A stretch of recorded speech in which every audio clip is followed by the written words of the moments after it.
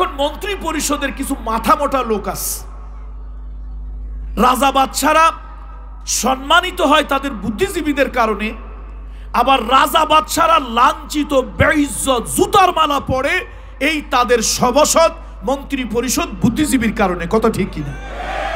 এ মাথা মোটা দুই একটা থাকেই, একটা দুইটা থাকলে পুরো দেশ নষ্ট করে ফেলে।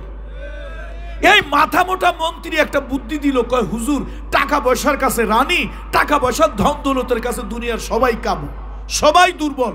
আপনি একটা কাজ করেন, আপনাকে আত্মসমর্পণ ইসলাম গ্রহণ করতে বলেছে, দরকার নাই, আপনি কিছু হীরা পান্না চুন্নি কিছু দামি দামি কিছু দামি দামি জিনিস যেই চেয়ারটায় বসে ওই সিংহাসনটা আমার কাছে এনে দেবে, আর আমি রানী বিলকিস আসলে ওই চেয়ারেই তাকে বসতে দেব। সুলাইমান আলাইহিস সালাম বলতেছে, রানী বিলকিস আবার কি করছে জানেন? তিনি আবার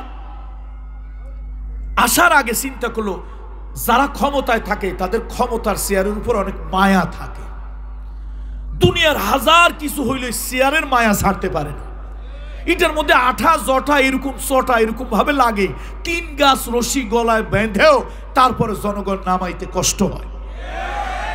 এখন এই মহিলা যতই হোক ক্ষমতার চেয়ারের তার খুব লোভ, সে চিন্তা করলো চেয়ারটা রাখে চলে যাব, এরকম হীরা খচিত ডায়মন্ড খচিত হীরকখণ্ড খচিত এত সুন্দর চেয়ার, পৃথিবীতে সব থেকে দামি চেয়ার, এই চেয়ারটা কে দখল করে আবার এই দেশের সম্রাজ্ঞী সেজে বসে, এই দেশের রাজা হয়ে যায়। একটা কাজ করো, এই দেশের সব থেকে কঠিন যেই বিল্ডিংটা, ওই বিল্ডিং এর মধ্যে আমার চেয়ারটারে রাখবো, আমি না আসা পর্যন্ত। এবার সেনাবাহিনীদেরকে ডেকে বলে, এই সেনাবাহিনীর চিফ কারা আছো, তোমরা আমি না আসা পর্যন্ত, ফিরে না আসা পর্যন্ত এই চেয়ারটা তোমরা পাহারা দেবে, বিল্ডিং এর চতুর্দিকে তোমরা পাহারা দেবে, এই চেয়ারটা তোমরা ধরে রাখবে, আমি আসলে আবার আমার চেয়ার আমি ব্যবহার করব। সুলাইমান আলাইহিস সালাম তার মন্ত্রী পরিষদে জিন আছে, আলেম আছে, জ্ঞানী আছে, বুদ্ধিমান আছে, পশু পাখি আছে, তাদের সামনে তিনি অ্যাপ্রোচ করলেন, তাদের সামনে তিনি উপস্থাপন করলেন, কে আসো? রানী বিলকিসকে আমি জ্ঞানের শক্তি, আল্লাহ আমাকে কি পাওয়ার দিয়েছে, স্পিরিচুয়াল পাওয়ার, সুপার ন্যাচারাল পাওয়ার, আল্লাহ আমাকে ওহির যে শক্তি দিয়েছে, আল্লাহ আমাকে যেই নবুয়তির শক্তি দিয়েছে, আমি পৌঁছে দেওয়া। সেটা হলো পৃথিবীতে জ্ঞান অর্জন করতে হবে। পৃথিবীতে গায়ের শক্তি, অস্ত্রের শক্তি, এগুলো দিয়ে যা করা না যায়, জ্ঞানের শক্তি দিয়ে তার থেকে বেশি কিছু করা যায়।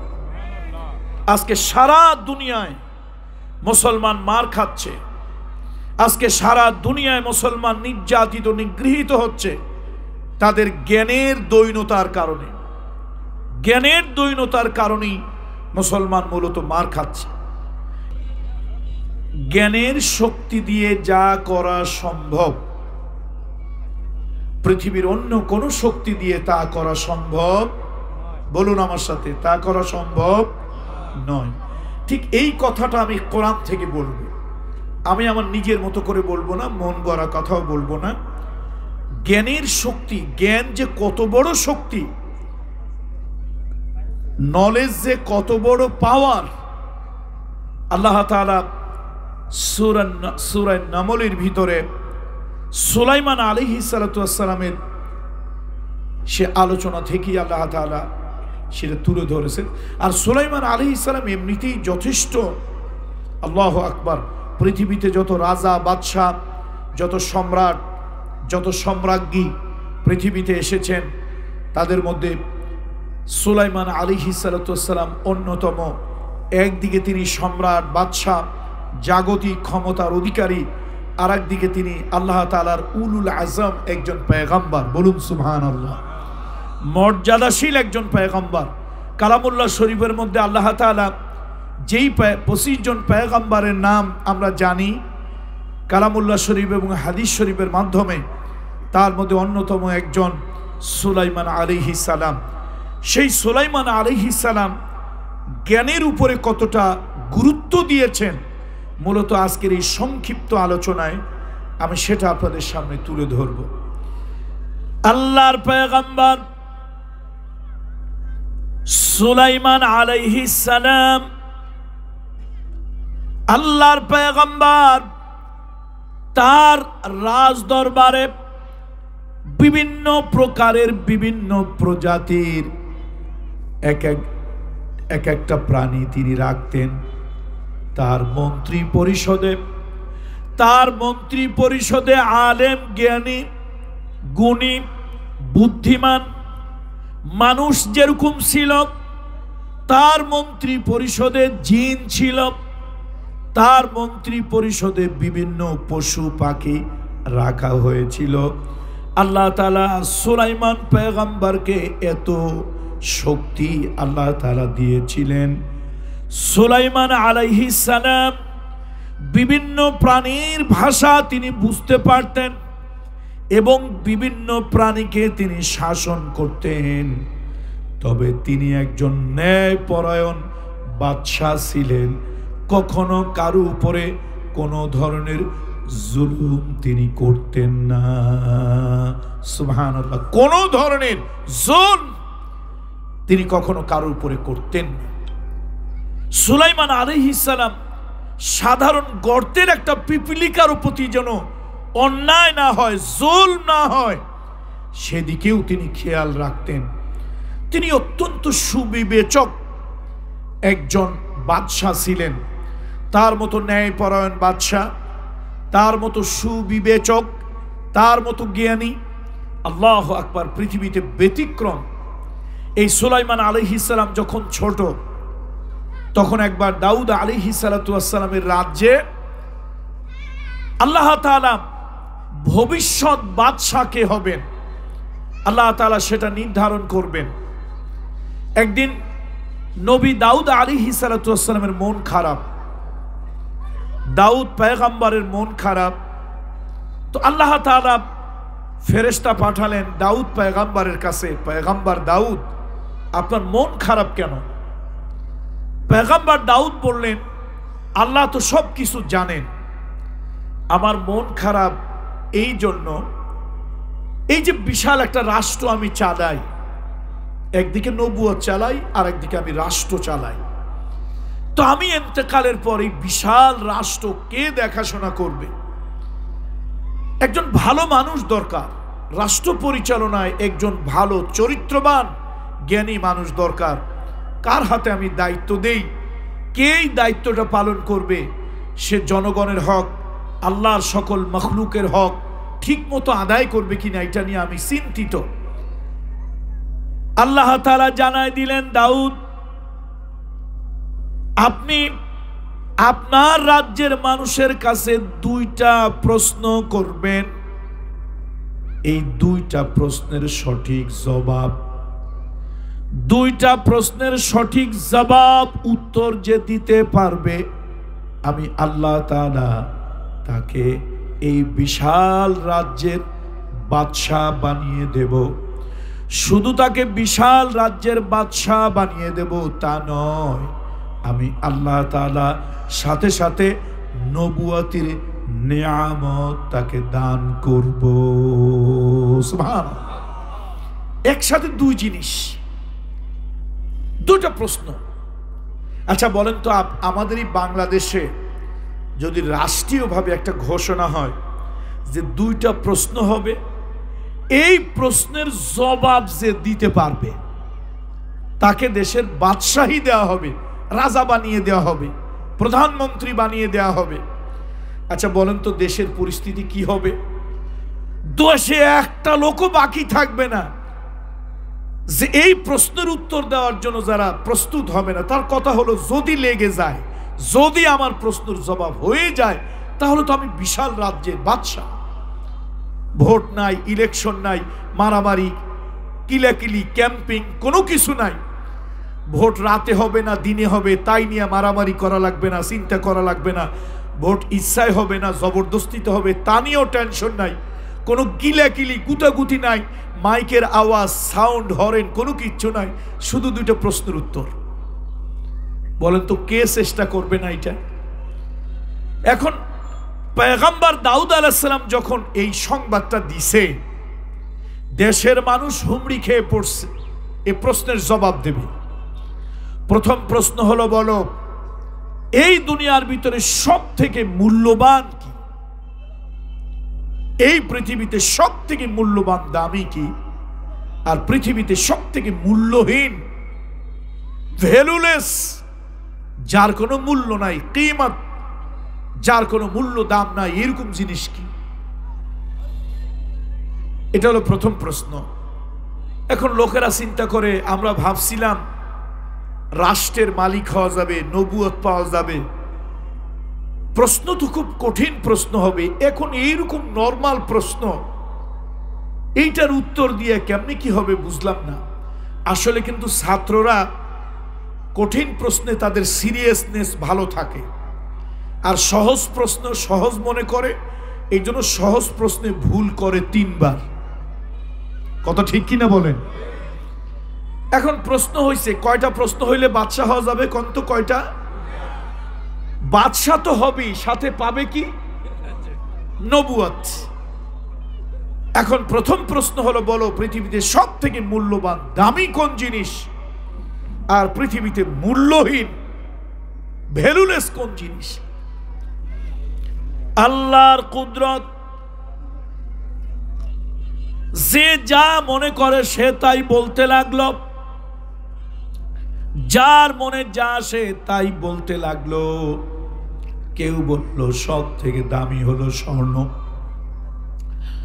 কেউ বলে দুনিয়ায় সব থেকে দামি হলো ডায়মন্ড, কেউ বলে হীরা, পান্না, চুন্নি, এরকম যার যা মনে আসে সে তাই বলতে লাগলো এইটা হলো দুনিয়ায় সব থেকে দামি। আর মূল্যহীন হলো, কেউ বলল সূর্যের আলো, কেউ বলল বাতাস, কেউ বলল মরুভূমির বাণী, কেউ বলল সমুদ্রের পানি।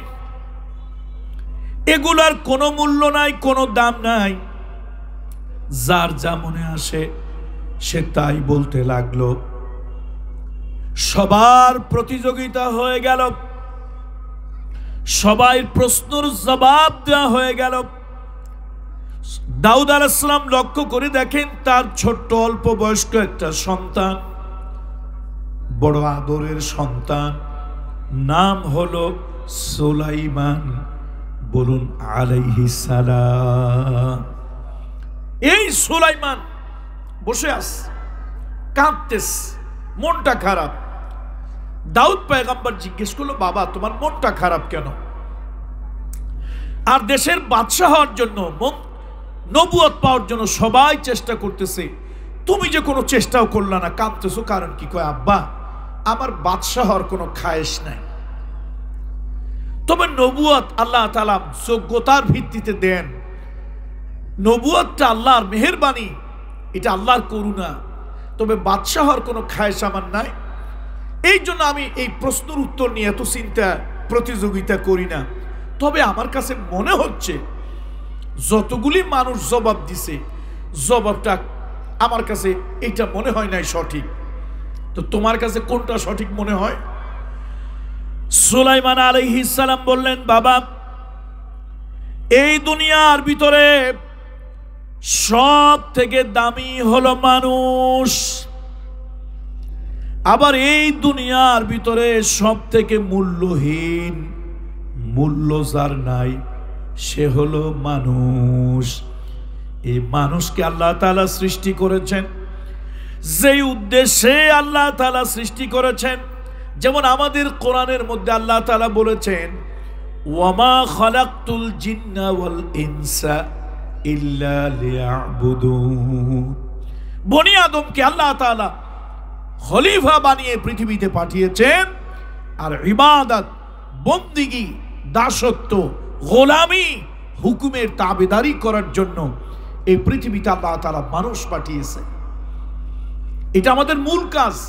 মারামারি, কিলাকিলি, রাজনীতি, অর্থনীতি, বিয়ে শাদী, বাচ্চা কাচ্চা, ব্যবসা বাণিজ্য, দালান কোঠা যা করি, এগুলো সব হলো ফাও। এগুলো সব কি? এগুলো হলো ফাও। আসলে বানানো হয়েছে পৃথিবীতে আমাদেরকে খলিফা, আল্লাহর পক্ষ থেকে প্রতিনিধি, ইবাদত, বন্দিগি, দাসত্ব, গোলামি, হুকুমের ফরমাবরদারি, তাবেদারি, এটা করার জন্য। আল্লাহর তাবেদারি।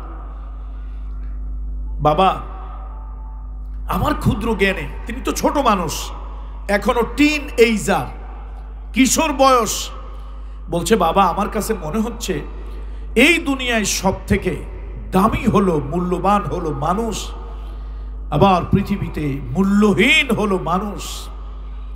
মানুষের থেকে মূল্যবান কিছুই নাই, মানুষের থেকে মূল্যহীন আর কিছুই নাই। সে মানুষটা যদি রবের সৃষ্টির উদ্দেশ্য অনুযায়ী চলে, ঈমান থাকে, আল্লাহ তাকে, মহামহিম স্রষ্টা তাকে যে উদ্দেশ্যে সৃষ্টি করেছেন সেই উদ্দেশ্যটা যদি ঠিক থাকে, তাহলে দুনিয়ায় সব থেকে দামি হলো মানুষ, মূল্যবান হলো মানুষ, সম্মানী হলো মানুষ। আর মানুষ যদি তার এই আসল উদ্দেশ্য থেকে বিচ্যুত হয়ে যায়, ঈমান হারা হয়, আমল হারা হয়, বেঈমান হয়, নাস্তিক হয়, পরকাল চিন্তা চেতনা তার থেকে দূরে সরে যায়, এই মানুষটা গরু, ছাগল, এমনকি পায়খানার কীট থেকেও সে নিকৃষ্ট, তার মূল্যহীন কোনো মূল্য নাই। সাথে সাথে আল্লাহ তাআলার আরশ থেকে আওয়াজ এলো, আল্লাহর পক্ষ থেকে জবাব এলো, আমার পয়গম্বর দাউদ, আপনার ছেলে সুলাইমান যদিও ছোট, যেই জবাবটা সে দিয়েছে এটা আরশের মালিক আল্লাহ তাআলার কাছে মনোপুত হয়েছে, এটা গ্রহণযোগ্য হয়েছে। এখন দেশের লোকেরা কার কল্যাণ কি, নবুয়তির অর্ধেক হারাইলাম, রাষ্ট্রের অর্ধেকও হারাইলাম।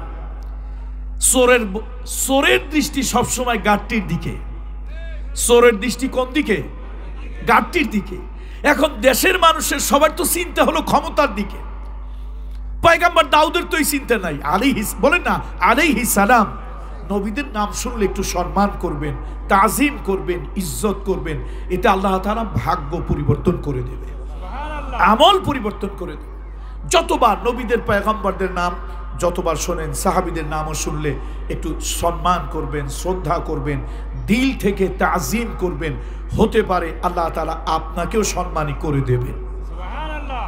তো এখন সবার চিন্তা রাষ্ট্রের দিকে, ওই যে চোরের চিন্তা গাড়টির দিকে, সবার চিন্তা রাষ্ট্রের দিকে।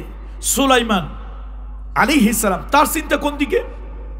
তার চিন্তা হলো যে আমার তো এগুলো দিয়ে কোনো দরকার নাই, তবে নবুয়তটা আল্লাহর নিয়ামত, এটা যদি আল্লাহ কাউকে দেয় তাহলে তো তার জন্য বিরাট বড় একটা পাওনা। এরপরে দ্বিতীয় প্রশ্ন, এখন সবাই খুব খুব সতর্কতা, মানে সিরিয়াসনেস সবার মধ্যে আসছে, খুব চিন্তা ভাবনা, যা হয়েছে হয়েছে। এইবারের প্রশ্ন আর সহজে ছাড়া যাবে না, খুব বুঝে শুনে উত্তর দিতে হবে। এইবারে প্রশ্নটা যদি সঠিক হয়ে যায় তাহলে অন্তত অর্ধেক রাজ্য, অর্ধেক নবুয়ত পেয়ে গেলাম, ক্ষতি কি? এবার দ্বিতীয় প্রশ্ন আল্লাহর কাছ থেকে হলো, বলো এই দুনিয়ায় সব থেকে নিকটতম বিদেশ, নিকটতম বিদেশ আর সব থেকে দূরতম বিদেশ প্রবাস কোনটা? লোকেরা বলল এই প্রশ্ন তো এত সহজ, কেমনে জবাব দিই? সহজ প্রশ্ন, সবাই একটু তুচ্ছ তাচ্ছিল্য ভাবে, গা ছাড়া ভাব। আমাদেরকে যদি জিজ্ঞেস করতো এই আমলে যদি হইতো, ধরেন কথার কথা, আল্লাহর ইচ্ছা, আল্লাহর হিকমত, এই যুগটা যদি দাউদ পয়গম্বরের যুগ হইতো, তো আমরা বলতাম আওয়ার নেইবার কান্ট্রি হলো ইন্ডিয়া, আওয়ার নেইবার কান্ট্রি হলো বার্মা, নেইবার কান্ট্রি আছে ভুটান, এরকম একটা কি তো বলতাম, কি তাই বলতাম না? বাস্তব যেটা সেটাই বলতাম। এখন সব থেকে নিকটতম বিদেশ কোনটা? অমুকটা। সব থেকে দূরতম বিদেশ কোনটা? আমরা কেউ অস্ট্রেলিয়া বলতাম, কানাডা বলতাম, ইংল্যান্ড, ফিনল্যান্ড, যা মনে লয়, আমেরিকা, 14 গোষ্ঠী সব বলে শেষ করতাম। এখন ওইরকম দেশের লোকজন রাষ্ট্রের মালিক হওয়ার জন্য যার যা মনে চায় সে তাই বলতেছে। ওই যে টিনএজার, ছোট্ট বয়সের, অল্প বয়সের কিশোর বালক সুলাইমান আলাইহিস সালাম, আল্লাহু আকবার, তার চিন্তা ভাবনা অন্যরকম, তার চিন্তা চেতনা অন্যরকম। তিনি কথা বলছেন না, ধীমান, মুখখানা মলিন। সবার প্রশ্নের জবাব দেওয়া শেষ। দাউদ আলাইহিস সালাম জিজ্ঞেস করলেন, বাবা সবাই তো প্রশ্নের জবাব দিল, তুমি তো একটু চিন্তা করলেন? ওকে বাবা আমার তো এই ক্ষমতা টমতার দরকার নাই, তবে আমি চিন্তা করতেছি লোকগুলো একটা সহজ প্রশ্নের জবাব সহজভাবে না দিয়া উল্টাভাবে কেন দেয়? হে আমার পিতা, আমার কাছে মনে হয় এই দুনিয়ার ভিতরে সব থেকে নিকটতম বিদেশের নাম হলো কবর। আর এই দুনিয়ায় সব থেকে দূরতম বিদেশের নাম হলো কবর। আপনি যদি হাতে মাপেন মাত্র 1.5 হাত 2.5 হাত মাটির নিচে এই দেশটার নাম হলো আলমে বরজখ। এটা একটা আলাদা পৃথিবী, আলাদা জগৎ। এই দুনিয়ায় ভাইয়ের সাথে ভাই, ভাইয়ের সাথে বোন, স্বামীর সাথে স্ত্রী, স্ত্রীর সাথে স্বামী, বাবার সাথে ছেলে, ছেলের সাথে বাবা। এই দুনিয়ায় 1000 মাইল, লক্ষ মাইল দূরে যেতে রাজি হয়, কিন্তু দুনিয়ার কোনো মানুষ মাত্র 1.5 হাত 2.5 হাত মাটির নিচে আলমে বরজখ কবর, ওই কবর দেশে কেউ কারো সাথে যেতে রাজি হয় না। যত বড় ভালোবাসার স্বামী হোক, যত বড় ভালোবাসার স্ত্রী হোক, যত বড় ভালোবাসার বাবা হোক, যত বড় ভালোবাসার সন্তান হোক, এই দুনিয়ায় কেউ কারো সঙ্গে ওই কবর নামক দেশটায় কেউ যেতে চায় না। আর একবার যদি ওখানে কেউ যায়, ওই দেশ থেকে আর কখনো ফিরে আসে না। আর ওই দেশে গেলে মানুষ 2 দিন 4 দিন 5 দিন মনে রাখে, এরপরে কেউ আর মনে রাখে না। পৃথিবী তাকে ভুলে যায়, পৃথিবী তার কথা আর মনে রাখে না। এই পৃথিবী তারে দিয়া আর কোনো দরকার হয় না। সুতরাং হে আমার পিতা, হে আমার বাবা, ও আল্লাহ নবী, আমার কাছে মনে হয় এই দুনিয়ায় সব থেকে নিকটতম প্রবাস, নিকটতম বিদেশ, তার নাম হলো আলমে বরজখ কবর। আবার সব থেকে দূরতম বিদেশ প্রবাস, তার নাম হলো আলমে বরজখ কবর। আল্লাহু আকবার। সেই দাউদ আলাইহিস সালাম কি আপনাদের কি সাধারণ জ্ঞানী মনে হয়? একটু কথার জবাব দেন না আপনারা। তারে আপনাদের কি মনে হয় সাধারণ জ্ঞানী? অসাধারণ। সেই দাউদ আলাইহিস সালাম, সুলাইমান আলাইহিস সালাম, তিনি জ্ঞানকে মূল্য দিয়েছেন। পৃথিবীর অন্য কোনো পাওয়ার, অস্ত্রের শক্তি, দেহের শক্তি, বিরাট অনেক ক্ষমতার শক্তি, এইগুলোকে তিনি মূল্যায়ন করেননি। তিনি সব থেকে মূল্যায়ন করেছেন জ্ঞানের শক্তিকে। আজকে গোটা পৃথিবীতে মুসলমান মার খাচ্ছে জ্ঞানের কারণে। এক দেশের গোয়েন্দা আরেক দেশের মধ্যে ঢুকে যাচ্ছে। ধরুন বাংলাদেশের গোয়েন্দা আরেকটা দেশে যাচ্ছে, সে কিন্তু যাওয়ার সময় অস্ত্র নিয়ে যায় না। কোনো গোয়েন্দা অস্ত্র নিয়ে যায় না, ট্যাঙ্ক নিয়ে যায় না, সে কোনো মিসাইল বোম নিয়ে যায় না। গোয়েন্দা খালি হাতে যায়, আর একটা দেশে গিয়ে সেই দেশের রাষ্ট্র নিয়ন্ত্রণ করে। সে দেশের চৌকিদার থেকে শুরু করে প্রধানমন্ত্রী, প্রেসিডেন্ট পর্যন্ত নিয়ন্ত্রণ করে গোয়েন্দা সংস্থা। তাহলে কি দিয়ে করে? অস্ত্র নিল না, ট্যাঙ্ক নিল না, পিস্তল নিল না, বোমা, তারপরে বারুদ গোলা নিল না। কি দিয়ে সে নিয়ন্ত্রণ করে? তার জ্ঞান দিয়ে। বলুন কি দিয়ে নিয়ন্ত্রণ করে? জ্ঞান দিয়ে। আজকে আমরা মুসলমান যারা আছি, আমরা মুসলমান জাতি যারা আছি, আমাদের নির্বুদ্ধিতার কারণে সারা পৃথিবীতে আমরা আজকে মার খাচ্ছি। পৃথিবীতে মুসলমানদের মতো সুসংগঠিত জাতি, পৃথিবীতে মুসলমানদের মতো জীবন উৎসর্গকারী জাতি, পৃথিবীতে মুসলমানদের মতো এরকম পরকালমুখী জাতি আর হতে পারে না। কিন্তু আজকে সংখ্যায় পৃথিবীতে 250 কোটি হওয়ার পরেও আজকে গোটা পৃথিবীতে কোনো জায়গায় আমরা ভালো নাই। এক জায়গায় অবশ্য ভালো আছি আমরা, কিলাকিলিতে। কিসে ভালো আছি বলেন তো? কিলাকিলি, মারামারি, গুতাগুতি, এগুলোতে আমরা ভালোই আছি। সারা দুনিয়ায় আজকে বারবার মুসলমানদের কি করুণ অবস্থা, কাশ্মীরের মুসলমানদের কি করুণ অবস্থা, আপনার ফিলিস্তিনের মুসলমানদের অবস্থা তো সারা দুনিয়াকে হার মানিয়েছে। ইসরায়েল একটা বর্বর, একটা জানোয়ার, একটা ইতর, একটা দেশকে একটা গোটা কবরস্থান বানিয়ে দিয়েছে, শ্মশান বানিয়ে দিয়েছে। তারপরে সিরিয়ার অবস্থা, সারা দুনিয়ায় মুসলমান এত বড় একটা জাতি, যে জাতি মাত্র ৩১৩ জন বদরের যুদ্ধে যুদ্ধ করেছিল, ৩,০০০-এর বিরুদ্ধে উহুদের যুদ্ধে যুদ্ধ করেছিল মাত্র ৯৫০। সেখান থেকে আবার আব্দুল্লাহ ইবনে উবাই ইবনে সুলুল ৩০০ লোক নিয়ে ভেগে গিয়েছিল। মাত্র ৬৫০ লোক ৩,০০০ লোকের বিরুদ্ধে বিজয়ী হয়েছিল উহুদের যুদ্ধে। এরপরে তাদের একটা ভুলের কারণে আল্লাহ তাআলা উহুদের যুদ্ধে মুসলমানদেরকে একটা বড় পরীক্ষার মধ্যে ফেলে দেন। ৭০ জন শহীদের নজরানা আল্লাহর কাছে পেশ করতে হয়। পৃথিবীতে কোনো জায়গায় মুসলমানরা কখনো সংখ্যার বলে বলিয়ান হয় নাই, অস্ত্রের বলে বলিয়ান হয় নাই। মুসলমানেরা পৃথিবীতে সব দিন তার জ্ঞান এবং তার আমল, তার ইমানের বলে বলিয়ান হয়েছে। আজকে আমাদের না আছে ইমানের জোর, না আছে আমাদের জ্ঞানের জোর, না আছে ইমানের জোর, না আছে আমাদের জ্ঞানের জোর। সুতরাং আমি আমার বক্তব্য শেষ করব এই কথাটার মাধ্যমে যে জ্ঞান কত বড় শক্তি। দেখেন কোরআন শরীফ থেকে সূরা নামল ৩৮ নম্বর আয়াত, قال يا أيها الملأ أيكم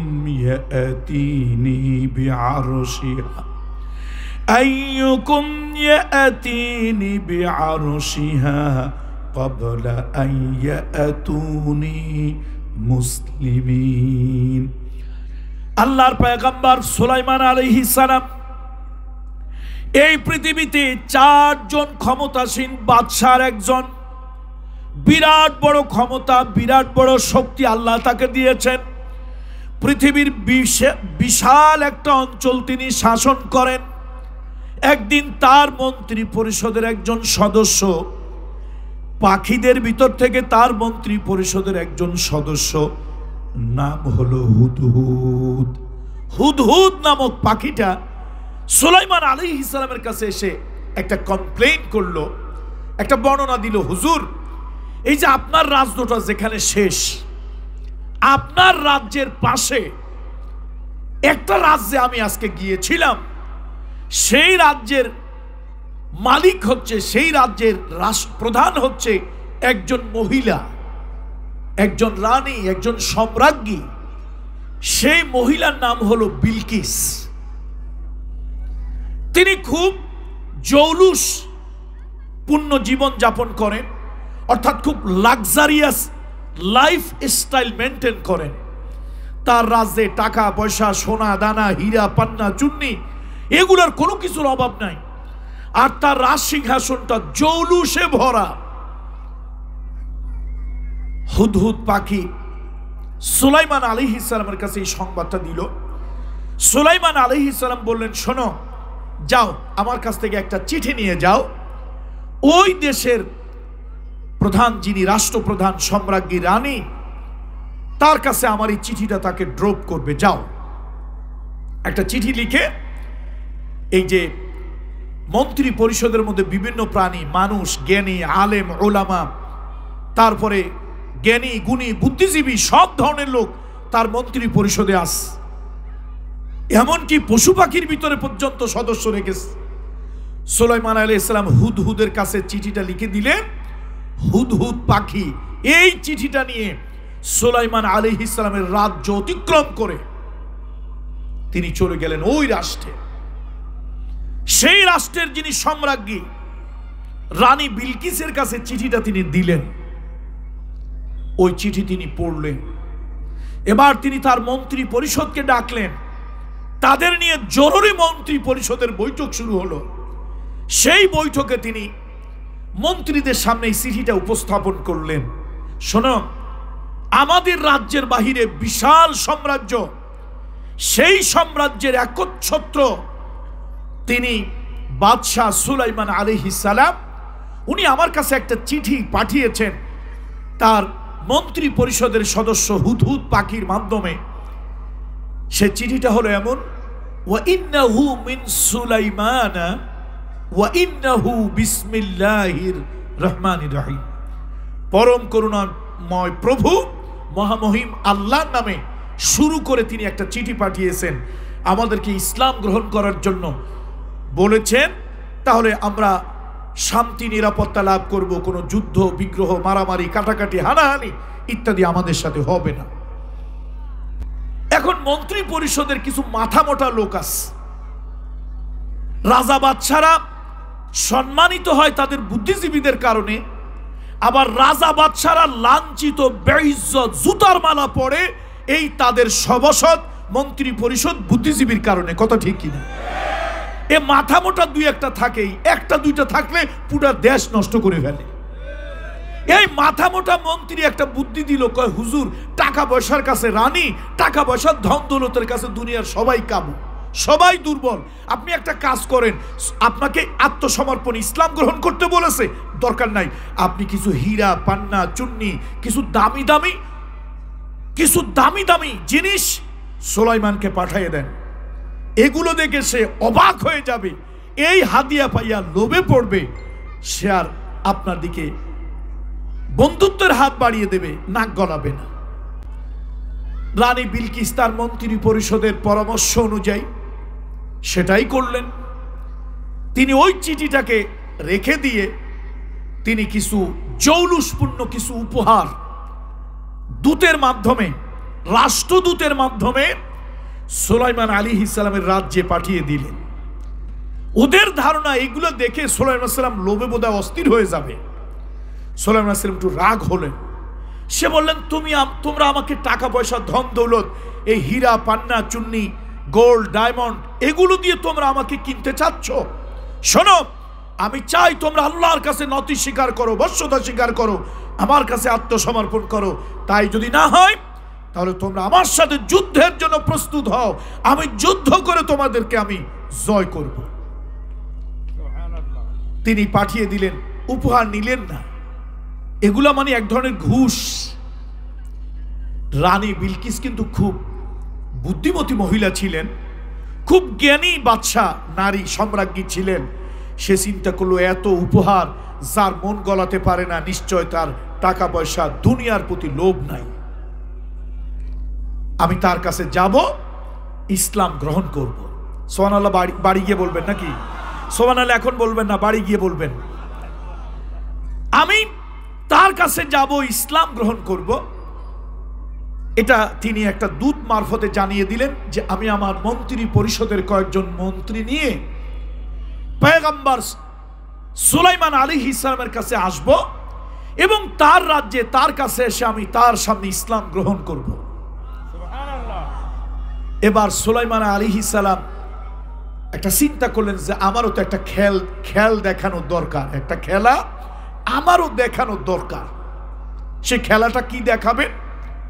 তিনি চিন্তা করলেন, এই মহিলা মনে করছে আমার অনেক টাকা পয়সা ধন দৌলত, আমার রাজ্যে কিছু মন্ত্রী সেনাবাহিনী আছে, তো তার থেকে যে আল্লাহ আমারে বেশি দিছে এটা একটু তারে বুঝানো দরকার।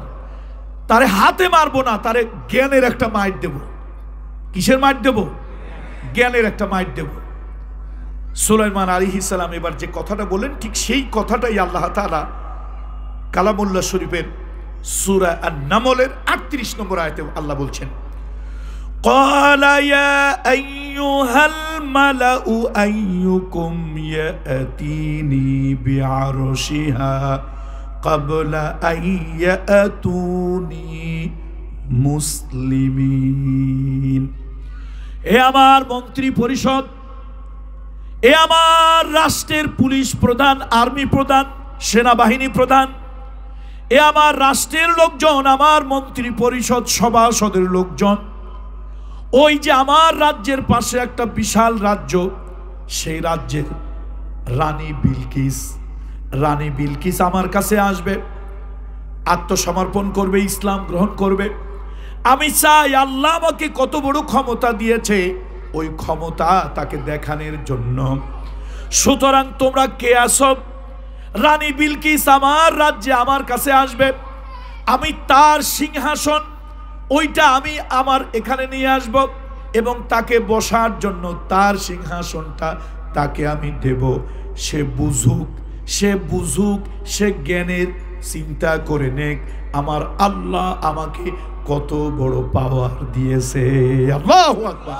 আমার আল্লাহ আমারে কত শক্তি দিয়েছে। এই তোমাদের মধ্যে কে আছো? রানী বিলকিস যেই চেয়ারটায় বসে ওই সিংহাসনটা আমার কাছে এনে দেবে, আর আমি রানী বিলকিস আসলে ওই চেয়ারেই তাকে বসতে দেব। সুলাইমান আলাইহিস সালাম বলতেছে, রানী বিলকিস আবার কি করছে জানেন? তিনি আবার আসার আগে চিন্তা করলো, যারা ক্ষমতায় থাকে তাদের ক্ষমতার চেয়ারের উপর অনেক মায়া থাকে। দুনিয়ার হাজার কিছু হইলে চেয়ারের মায়া ছাড়তে পারে না।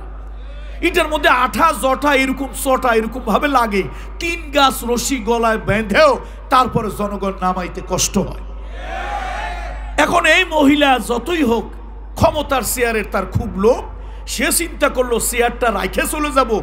এরকম হীরা খচিত, ডায়মন্ড খচিত, হীরকখণ্ড খচিত এত সুন্দর চেয়ার, পৃথিবীতে সব থেকে দামি চেয়ার, এই চেয়ারটা কে দখল করে আবার এই দেশের সম্রাজ্ঞী সেজে বসে, এই দেশের রাজা হয়ে যায়?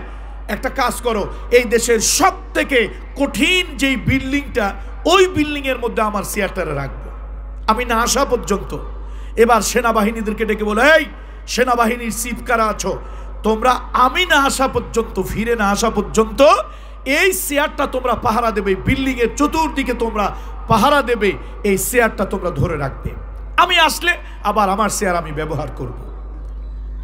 সুলাইমান আলাইহিস সালাম তার মন্ত্রী পরিষদে জিন আছে, আলেম আছে, জ্ঞানী আছে, বুদ্ধিমান আছে, পশু পাখি আছে, তাদের সামনে তিনি অ্যাপ্রোচ করলেন, তাদের সামনে তিনি উপস্থাপন করলেন, কে আসো?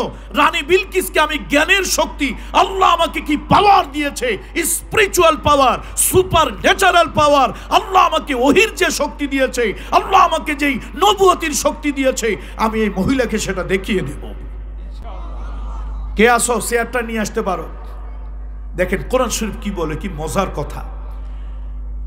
ওই মন্ত্রী পরিষদের জিনের একজন লোক আছে, আলী বাবা চেহারা, উরি বাবা কি সুটাম দেহি, কুস্তিগির, মনে হয় এক বক্সিং মারলে পাহাড় একটা সরে যাবে, এইরকম ক্ষমতাসীন, 2-4 মন ওজন হবে যার এক বক্সিনে। সেই লোকটা নাম হলো ইফরিত। ক্বালা ইফরিতুম মিনাল জিন্নি আনা আতিকা বিহি ক্বাবলা আন তাকুমা মিন মাকামিক ওয়া ইন্নী আলাইহি লাকাউইয়ুন আমিন। আল্লাহু আকবার। জিনের ভিতর থেকে একজন সুঠাম দেহি দাঁড়িয়ে গেল। আল্লাহর পয়গম্বর সুলাইমান, মহামান্য সম্রাট, এই বিশাল ভূখণ্ডের সম্রাট সুলাইমান, আপনি যদি আমাকে এই দায়িত্বটা দেন, আমার এত পাওয়ার, এত ক্ষমতা, আমি কয়েক মুহূর্তের ভিতরে চলে যাব, গিয়া ওই সংরক্ষিত বিল্ডিং থেকে চেয়ারটাকে নিয়ে আমি চলে আসব, আপনার দরবারে রাখবো। আপনি কয়েক মুহূর্ত পরে দেখবেন চেয়ার আপনার সামনে। রানী বিলকিস যখন আসবে, এই চেয়ার দেখে সে অ্যাস্টনিশ হয়ে যাবে, হতবাক হয়ে যাবে যে এত বড় পাওয়ার সুলাইমানের, যে আমার সংরক্ষিত জায়গায় চেয়ার, সেই চেয়ার আমার চেয়ার, আমাকে বসতে দেওয়ার জন্য আমার আগে হাজির করে ফেলেছে, এই ক্ষমতাটা আমার আছে। এবার তিনি আবার কি বলতেছে, অনেকে আছে তো চেয়ার উদ্ধার করতে গিয়ে নিজেই চেয়ার দখল করে ফেলে, এরকম লোকজন নাই বোধহয়? চেয়ার উদ্ধার করতে গিয়ে অনেকে কি করে, নিজেই দখল করে ফেলে।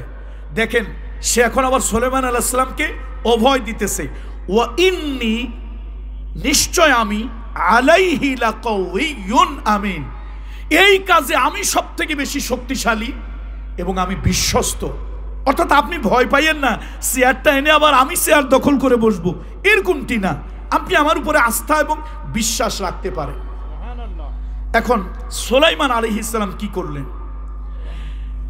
এবার ক্বালাল্লাযী ইনদাহু ইলমুম মিনাল কিতাব আনা আতিকা বিহি ক্বাবলা আন ইয়ারতাদ্দা ইলাইকা তরফুক।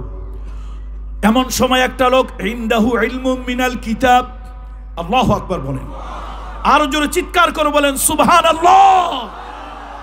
একটা লোক উঠে দাঁড়ালো মন্ত্রী পরিষদ থেকে, একজন। একজন লোক মন্ত্রী পরিষদ থেকে উঠে দাঁড়ায় বলল, হে মহামান্য নবী, হে মহামান্য সম্রাট, ইনদাহু ইলমুম মিনাল কিতাব, যার কাছে আছে জ্ঞানের আলো, কিতাবের জ্ঞান, তিনি উঠে বলল, এই দায়িত্বটা যদি আমারে দেন, আপনি এখান থেকে কোনো কাজে একটু সরার আগেই, চোখ ফিরানোর আগেই ওই চেয়ারটা আমি এনে দিতে পারবো। ইনদাহু ইলমুম মিনাল কিতাব, দেখেন কোরআনের ভাষা কি, যার কাছে আছে এই বইয়ের জ্ঞান, পুঁথিগত জ্ঞান, যার কাছে আছে নলেজ, নলেজ ইজ পাওয়ার, জ্ঞান হলো শক্তি, সেইটা যার কাছে আছে, এমন একটা লোক দাঁড়ায় বলল, দায়িত্বটা আমারে দেন। আপনি আর আমি হইলে ওই বিশাল কুস্তিগিরের মতো বিশাল, যার একটা বক্সের 2, 4, 5, 10 মণ ওজন, যে হাতের বাহুতে অনেক কিছু তুলে ফেলতে পারে, আপনি আর আমি হলে এই শক্তি আলারই দায়িত্ব দিতাম, যা বেটা পিটায় পাটায় সব ঠান্ডা করে তুই নিয়ে আয়। সুলাইমান আলাইহিস সালাম তা করেন নাই, কোরআন শরীফ সাক্ষী। সুলাইমান আলাইহিস সালাম তাকে দিলেন। আর ওই লোকটাও কি বলল, ফালাম্মা রাআহু মুস্তাকিররান ইনদাহু ক্বালা হাযা মিন ফাদলি রাব্বি। হযরত সুলাইমান আলাইহিস সালাম তার উপরে দায়িত্ব দিল, তিনি একটা কাজে গেলেন, কাজ থেকে এসেই দেখেন চেয়ার তার সামনে হাজির। আল্লাহু আকবার, চেয়ার তার সামনে হাজির। ওই লোকটা কিন্তু অহংকার করেন নাই, সে বলেছেন হাদা মিন ফাদলে রব্বি। এই যে জ্ঞান খাটিয়ে জ্ঞানের মার পেছে আমি যে সেবার রানী বিলকিস আসার আগেই আপনার কাছে ইসলাম গ্রহণ করার জন্য আসবে, তাকে অবাক করে দেওয়ার জন্য, হতবাক করে দেওয়ার জন্য, অ্যাস্টনিশ করে দেওয়ার জন্য, বিস্মিত করে দেওয়ার জন্য আমি তার আসার আগেই চেয়ার যে আপনার কাছে হাজির করলাম, এটা আমার কোনো অহংকার না, এটা হলো আমার প্রভুর দয়া। তাহলে প্রকৃত জ্ঞানীরা অহংকারী হয় না নিরহংকার হয়? সলিমউদ্দিন 2 পাতা জ্ঞান অর্জন করছে, ভাবখানে এরকম ব্যাঙ্গের মতো খালি লাফায়। এরকম কিছু বুদ্ধিজীবী সলিমউদ্দিন আছে না, 2 পাতার জ্ঞান, ভাব দেখায় 10 পাতার। এরকম কিছু বুদ্ধিজীবী মার্কা কিছু লোকজন আমার দেশে আসছে। এগুলো আবার বেশিরভাগ এয়ারপোর্ট মার্কা মাথা, চিন্তা চেতনায় নাস্তিক, মানে চিন্তা করতে করতে মাথার চুল আর নাই, সব শেষ।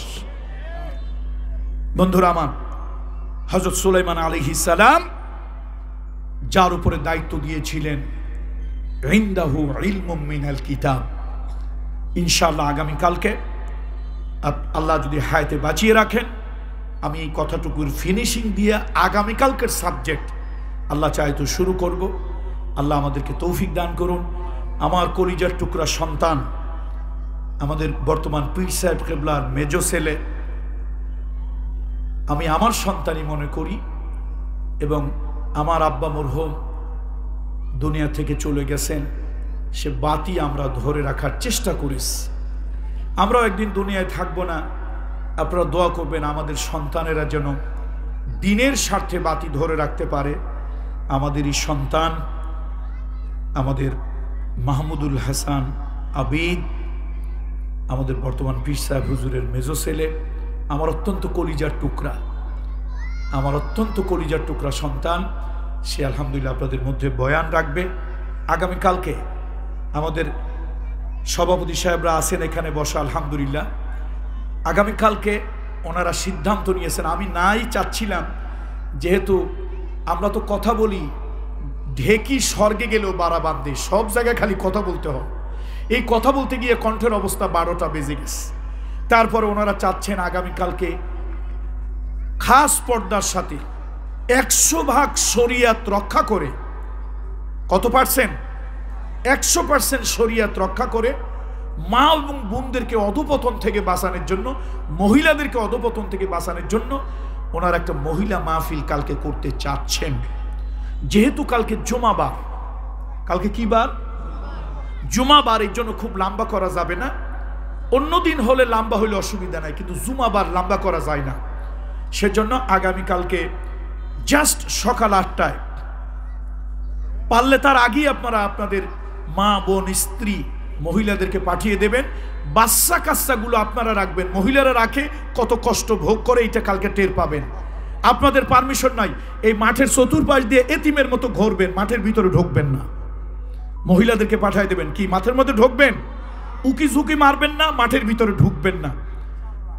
বিবি মা বোন পাঠায় দেবেন ভিতরে, আর আপনারা এতিমের মতো লজেন্স খাবেন আর ওই পাশ দিয়ে ঘুরবেন। মহিলাদের উদ্দেশ্যে কালকে বয়ান হবে। ইন্তেজামিয়া কমিটি মরহুম পীর সাহেব রহমতুল্লাহ আলাইহির যেই সংগঠন, অরাজনৈতিক সংগঠন বাংলাদেশ ইসলামী মুজাহিদ পরিষদ এবং শেরশাহ অঞ্চলের ধর্মপ্রাণ মুসলমানেরা মিলে ঝুলে প্রতি বছর এই প্রোগ্রামটা খুব আনন্দের সাথে তারা আগ্রহ নিয়ে করে। আলহামদুলিল্লাহ বলেন না আপনারা? তারা প্রতি বছর এই প্রোগ্রামটা নিজেদের আপন মনে করে, আগ্রহ নিয়ে, আনন্দ করে তারা এই প্রোগ্রামটা করে। এই দিনের কাজে আনন্দ তারা পায়, উৎসাহ পায়। আগামীকাল সকালবেলা মহিলা মাহফিল, সেখানে আপনাদের সাথে আমি ঘণ্টাখানিক বয়ান রাখবো, 10-15-20 মিনিট প্রশ্নের উত্তর দেব ইনশাআল্লাহ। আর আগামীকালকে সকালবেলা অন্যান্য ওলামা একরাম বয়ান রাখবে আপনাদের সাথে। কালকে রাতে দেখা হবে ইনশাআল্লাহ, বলুন ইনশাআল্লাহ।